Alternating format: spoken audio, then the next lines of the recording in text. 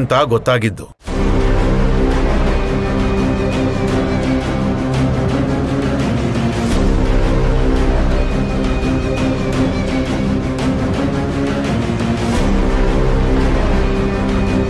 ಏನ್ರಿ ಪ್ರಸನ್ನ ಸಿಂಹ, ನಿಮ್ದೇನಾರು ಅಬ್ಜೆಕ್ಷನ್ ಇದೆಯಾ? ಏನೂ ಇಲ್ಲ ಮಹಾಸ್ವಾಮಿ.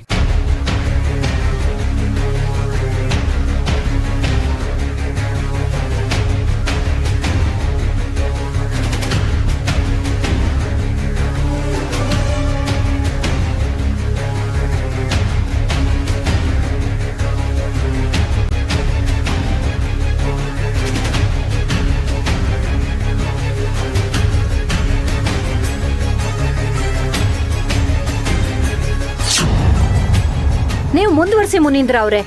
ಈ ಘಟನೆ ಆಗಿ ಕೆಲವೇ ತಿಂಗಳ ನಂತರ ನಾನು ಕರ್ಣನ್ ಕಾಲೇಜ್ಗೆ ಚೀಫ್ ಗೆಸ್ಟ್ ಆಗಿ ಹೋಗಿದ್ದೆ. ಅಲ್ಲಿ ಅವನು ಕೃಷ್ಣದೇವರಾಯನ್ ಪಾತ್ರನ ಮಾಡ್ಕೊಂಡಿದ್ದ.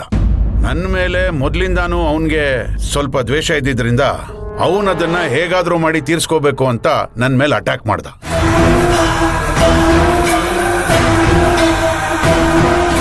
ಆವತ್ತು ನನಗೆ ತಿಳಿದಿದ್ದ ವಿಷಯ ಏನು ಅಂತಂದ್ರೆ, ಇವನು ಸಾಮಾನ್ಯ ರೌಡಿ ಅಲ್ಲ, ಅತ್ಯಂತ ಬುದ್ಧಿವಂತ ರೌಡಿ ಅಂತ ಗೊತ್ತಾಯ್ತು.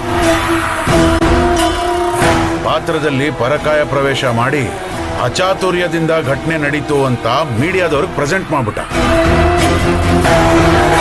ಹಾಗ್ ಬಿಂಬಿಸಿದ್ರೆ ಈ ಕೇಸಿಂದ ತಾನು ಬಚಾವಾಗಬಹುದು ಅಂತ ಇವನು ಆಗ್ಲೇ ಕ್ಯಾಲ್ಕುಲೇಟ್ ಮಾಡ್ಕೊಂಡಿದ್ದ.